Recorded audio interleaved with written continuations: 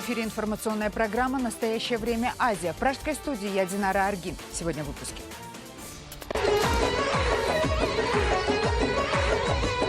У Ислама Каримова обширный инсульт. Об этом сообщила дочь 78-летнего президента Узбекистана. Кремль уже выразил соболезнования.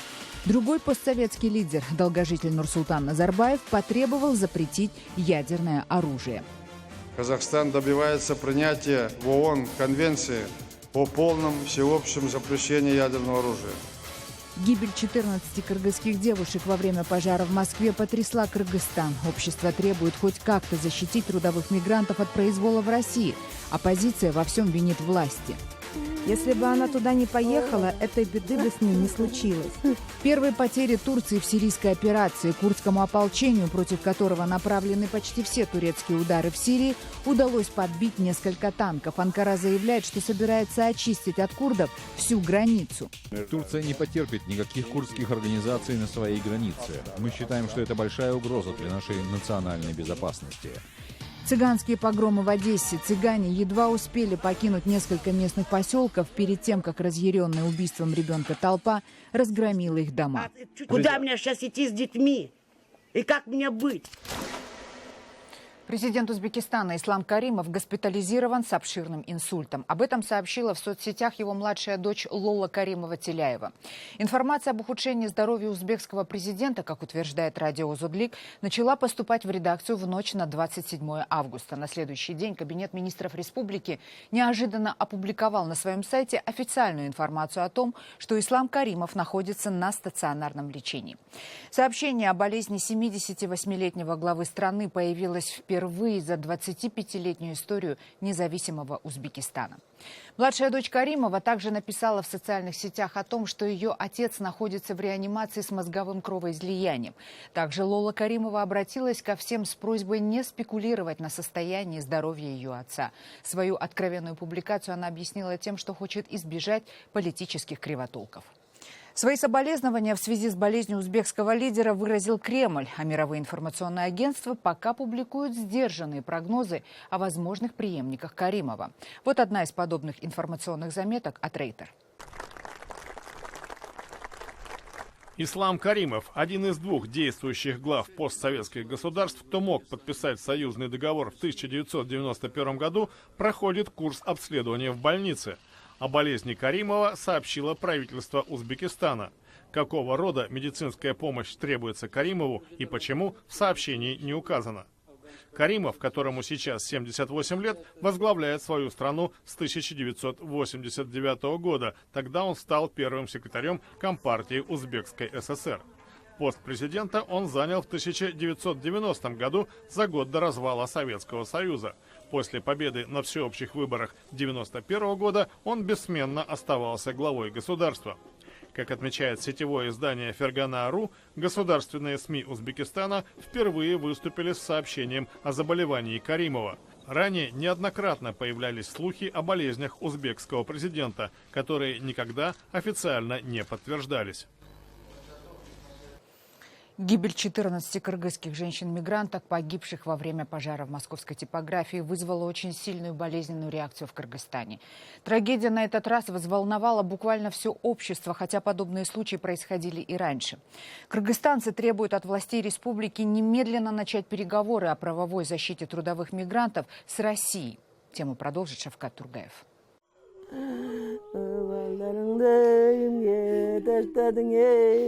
Не в силах сдержать слез, родители, погибшие в московском пожаре Динары Раймкуловой, ждут, когда тело их дочери привезут в родное село, чтобы предать земле.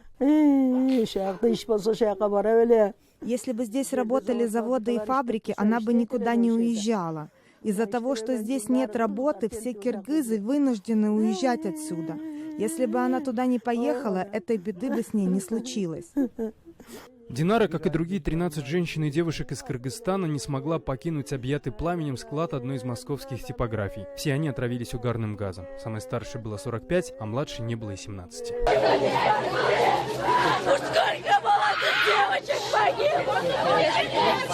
Кыргызские мигранты, находящиеся в России на нелегальном или полулегальном положении, гибли и до этого. Вынужденные ехать на заработки не от хорошей жизни. Вдобавок к другим проблемам, они стали целью скинхедов и националистов из-за другого выреза глаз. Побил неславянских, людей с неславянской внешностью в вагоне метро с группой. За что били? За нацию. Но именно гибель кыргызских граждан на складе вызвала общественный резонанс. Biz bu tragediyadan sabak alışımız gerek. Улуттук трагедияга айланды. Из этой трагедии мы должны вынести урок. Это национальная трагедия, она не случайна. Правительство должно сделать соответствующие выводы. Нам нужно защищать права мигрантов, которые работают за рубежом. Для их защиты нужно разработать реальные программы. Правозащитники ругают власти за то, что те за 25 лет независимости так и не разработали программу по защите мигрантов. Хотя их вклад в экономику колоссальный. Денежные переводы составляют порядка 30% от ВВП страны. Во многом благодаря им страна еще как-то сводит концы с концами. Мы предложили нашу программу правительству. Также совместно обсуждали в комитете по социальным вопросам Джоркиниш. Но, к сожалению, такого единого мнения по этому поводу не нашлось. То есть сейчас на данный момент в стране отсутствует единая миграционная политика. И проблема исходит из этого. По информации специалистов, работающих с мигрантами, только за последние 5 лет в России по тем или иным причинам погибли около 1500 кыргызских граждан. Государство сейчас погрязло в своих внутренних государственных проблемах. И за рубежом, то есть они решают внутренние вопросы, скажем, по социальной части сферы экономики, скажем, а пока до наших соотечественников, которые работают за рубежом, у них руки не доходят. В свете бурных дискуссий вокруг трагедии руководство страны даже соболезнования родным и близким выразило по-особому. Власти пообещали оказать материальную и психологическую помощь семьям погибших. В связи с гибелью наших граждан на складе типографии в Москве в Кыргызстане объявлен траур. Государственные флаги приспущены, отменены все развлекательные мероприятия. В ближайшее время ожидается прибытие на родину спецборта с телами погибших. Шавкат Тургаев, Улан Асаналиев. В настоящее время Бишкек, Кыргызстан. В соседнем Казахстане также близко к сердцу восприняли трагедию в Москве. Жители казахстанской столицы Астаны несут цветы к посольству Кыргызстана и оставляют записи в книге соболезнований. Это очень тяжело потерять в один день столько молодых и прекрасных граждан страны, которые могли бы жить и жить. Президент Казахстана Нурсултан Назарбаев предложил придать ядерному оружию статус нелегального. Иными словами, Назарбаев предлагает полностью и навсегда запретить атомные бомбы. Об этом он заявил в ходе международной конференции «Построение мира без ядерного оружия». Также Назарбаев потребовал дополнительной гарантии защиты для стран, которые добровольно отказались от ядерного оружия, как это сделали Казахстан и Украина. Последние, как известно, гарантии держав ядерного клуба не помогли, и она лишилась части своей территории. Необходимо развивать юридически обязывающую систему гарантий ядерных держав государствам, которые добровольно отказываются от обладания атомным оружием, а также имеющим безъядерный статус. Нужно выработать реально работающий механизм применения жестких мер против обладания и распространения ядерного оружия. Такие многосторонние соглашения необходимо утверждать резолюциями Совета Безопасности ООН. Казахстан добивается принятия в ООН Конвенции о полном всеобщем запрещении ядерного оружия. Как утверждает Назарбаев, в столице Казахстана по его инициативе пройдет Всемирный форум, на котором будет принята конвенция, устанавливающая полный запрет на ядерное оружие и сроки его ликвидации. По мнению экспертов, не исключено, что новые благие инициативы казахстанского президента нацелены на получение им Нобелевской премии мира. Далее в программе. Первые потери Турции в сирийской операции курдскому ополчению, против которого направлены почти все турецкие удары в Сирии, удалось подбить несколько танков. Анкара заявляет, что собирается очистить от курдов всю границу. Турция не потерпит никаких курдских организаций на своей границе. Мы считаем, что это большая угроза для нашей национальной безопасности. Цыганские погромы в Одессе. Цыгане едва успели покинуть несколько местных поселков перед тем, как разъяренная убийством ребенка толпа разгромила их дома. Куда мне сейчас идти с детьми? И как мне быть? Турецкая армия понесла первые потери в Сирии. Как сообщает Рейтер и другие мировые информагентства, сирийские курды, против которых в первую очередь направлены все атаки турецкой армии, смогли нанести ответный ракетный удар по турецким танкам, несколько из которых были уничтожены. Погиб 1 человек, 3 получили ранения. Власти Турции заявляют, что намерены уничтожить все курдские формирования вдоль своих границ. Турция не потерпит никаких курдских организаций на своей границе. Мы считаем, что это большая угроза для нашей национальной безопасности.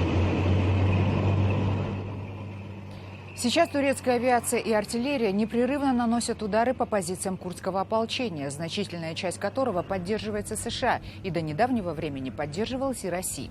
Сообщается, что ответный удар по колонне турецких танков нанесли бойцы сирийско-курдской партии «Демократический союз», на участие которой в межсирийских переговорах настаивает Москва. Военные эксперты и многие западные СМИ считают, что целью Турции в Сирии являются отнюдь не ИГИЛ и другие террористические группировки, а именно курды, которые пытаются при поддержке США создать свое государство на территории Ирака и Сирии.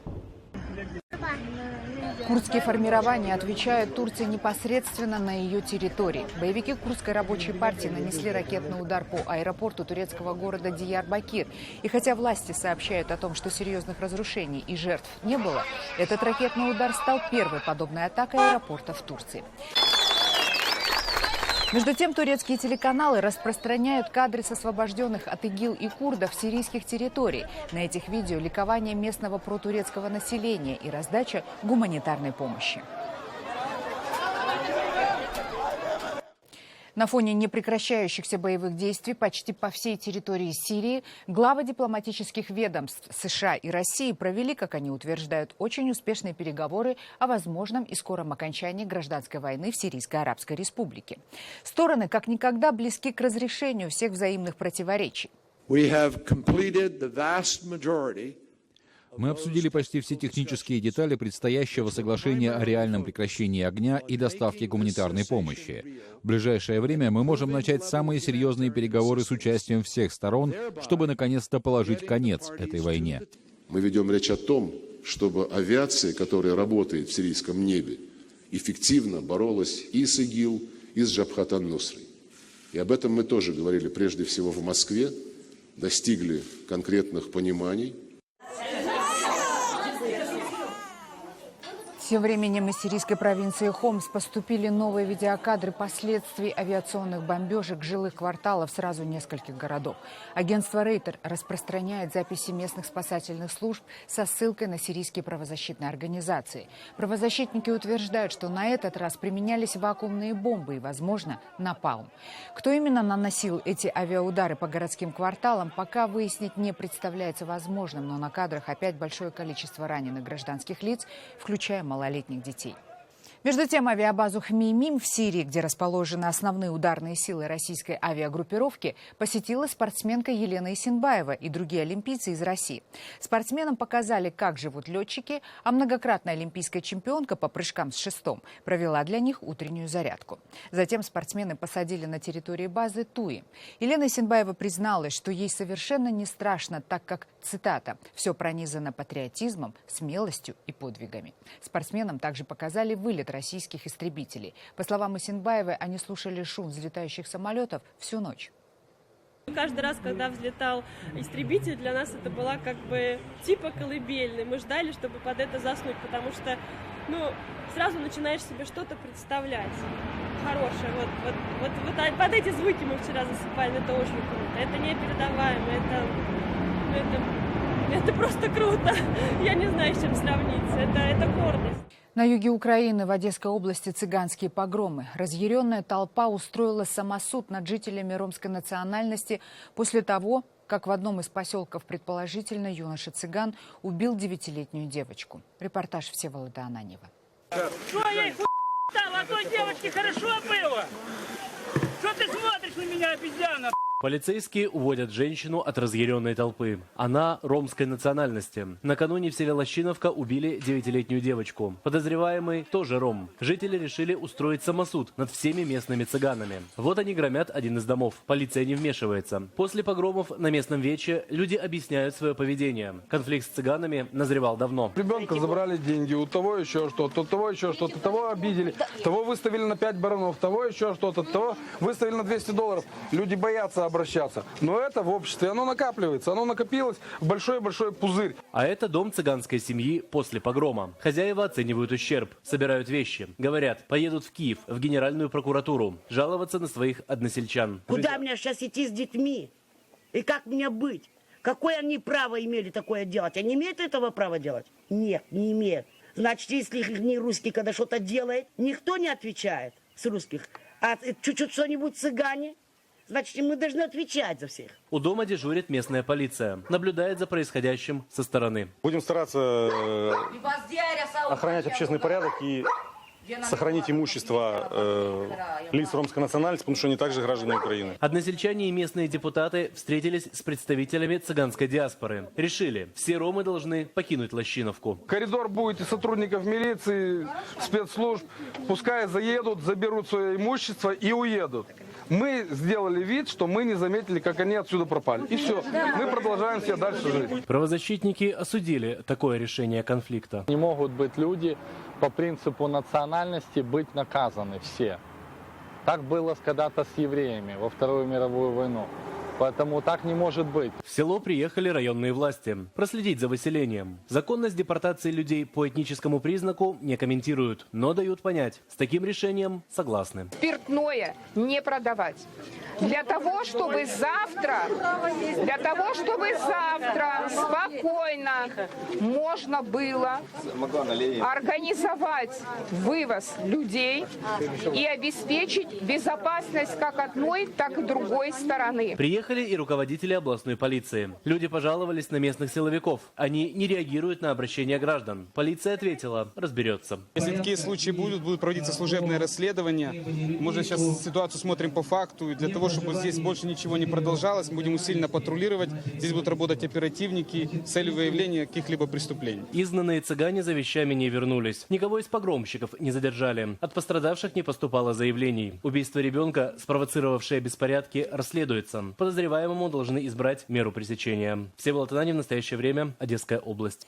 К российским новостям. В Челябинске коллекторы, как называются службы по возврату долгов, довели женщину до попытки самоубийства. Семья погибшей несколько раз просила защиты в полиции, но коллекторы продолжают угрожать и им и требуют выплатить в 20 тысяч раз больше, чем женщина была должна. Екатерина Пономарева продолжит. Раиля Ибрагимова плачет над скромной могилкой дочери. Ей было 39. Фарида выпила полбанки уксуса после атаки коллекторов год назад и сожгла себе пищевод. Все это время врачи пытались ее вылечить, но женщина не перенесла серию операций. Последнее сообщение с угрозами она получала уже лежа в больнице. Долг у тебя 207 тысяч. Мои отморозки с тебя шкуры снимут. И не только с тебя, имей в виду. Она у тебя выпускница уже, но это в мой адрес они отправляли. Скоро все повторяться начнет, Фарида. Лучше сама набери, дальше хуже будет. Теперь такие же сообщения коллекторы шлют дочери Фариды. Школьница носит в сумке газовый баллончик и боится ходить по городу одна. По их окнам трижды стреляли, угрожали поджечь дверь. Семья искала спасения в полиции, но без толку. Я потом уже пошла в полицию участковой, писала заявление. Он так вежливо: ой, как Сережа, ты с бабушкой, ты сильно-то не угрожай, она старенькая. А кто, если полиция так разговаривает вежливо, а кого будут они слушать? Фарида Ибрагимова в июне 2014-го взяла 5000 рублей в долг на 2 недели в микрофинансовой компании. И такую сумму назвали.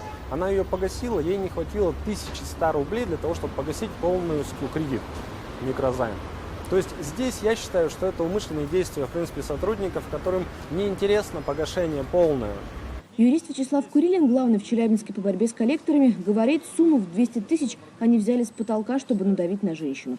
По документам проценты, что набежали на остаток долга, всего 15 тысяч рублей. Цена жизни Фариды Ибрагимовой. Это ненормально, когда тебе стреляют по окнам, и это ненормально, когда полиция не реагирует на это. Маргарита Павлова, челябинский омбудсмен, говорит, полиция дважды отказывала семье в защите из-за того, что действия коллекторов не несут общественную опасность. Вот все официально.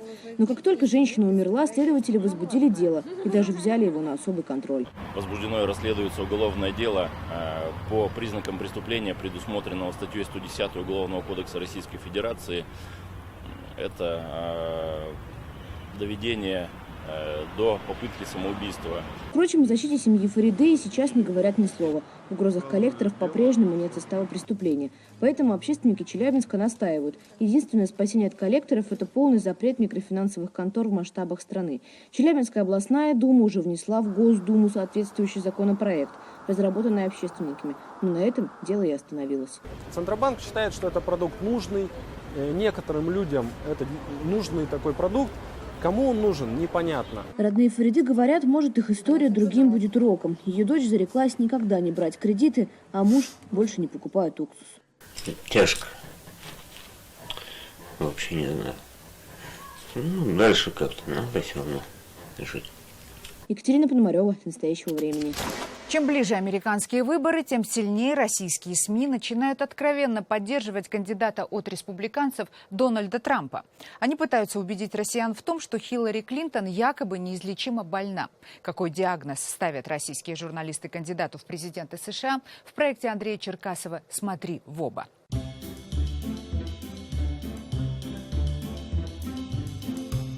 Хиллари Клинтон теряет силы во время предвыборной гонки и явно требуется медпомощь.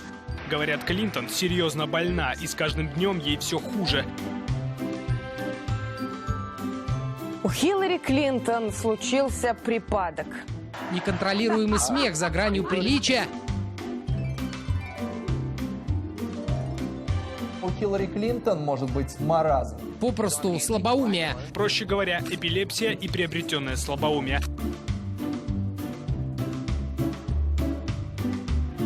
В интернете уже сотни роликов с разными проблемами Клинтон. Масло в огонь подливает недавно опубликованная история болезни Хиллари. Складывается ощущение, что Клинтон не понимает, о чем говорит.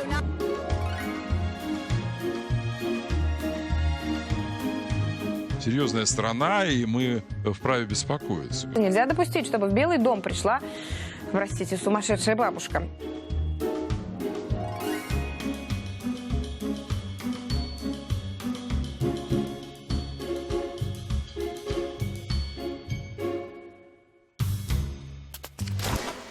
В Белоруссию приехал голливудский актер Стивен Сигал. Американского гостя встретил лично президент страны Александр Лукашенко. Приезд кинозвезды пришелся на уборочную кампанию, поэтому Сигалу сразу же продемонстрировали местные овощи и фрукты. Лукашенко сам почистил морковку для актера и дал ему съесть. Вот. Кушай на здоровье, это очень полезно. Буквально с грядки накрыли стол в резиденции президента. Как отметили в пресс-службе Лукашенко, белорусские блюда не оставили равнодушными американских гостей. Ужин был легким – холодник, картофель, сало. Это картошка, видишь, она еще теплая, только что приготовили. То есть это вот капуста, грибы. Ну, это все свое из домашнего, все домашнее. Если понравится, скажи. Напомним, что в прошлом году в гости к Лукашенко приезжал другой известный киноактер Жерар Депардье. Белорусский президент лично учил его косить траву, кормить лошадь и водить трактор. По словам Депардье, Белоруссия напомнила ему маленькую Швейцарию. Это были все новости, о которых мы хотели вам рассказать. Читайте нас в социальных сетях и смотрите на сайте currenttime.tv. Мы встретимся с вами завтра в это же время. Всего доброго.